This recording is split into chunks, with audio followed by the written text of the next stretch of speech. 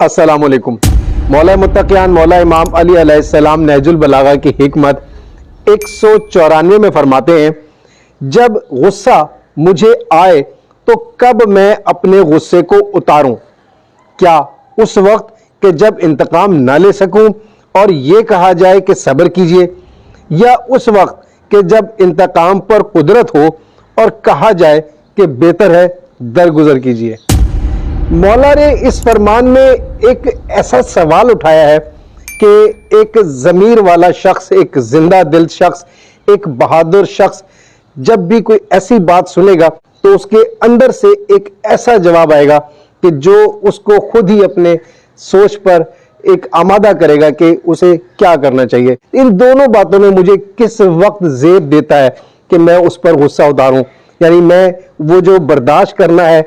کسی طاقتور کو اور اس کو صبر کرنا کہوں، کیونکہ میں اس کا کچھ کہہ ہی نہیں سکتا،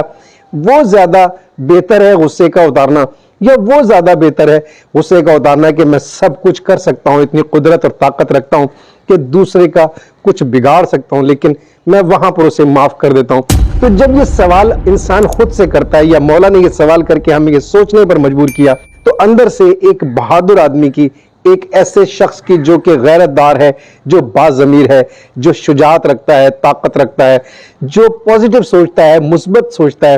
اس کے اندر سے یہی ایک بہادری کی بات آئے گی، یہی جواب آئے گا، اور وہ جب جواب آئے گا تو اس کی طرف مائل بھی ہوگا اور آمادہ بھی ہوگا۔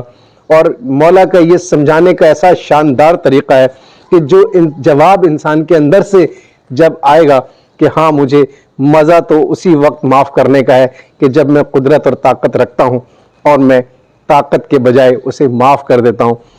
وہی اصل معاف کرنا ہے، وہی اصل غصہ اتارنے کا صحیح طریقہ ہے۔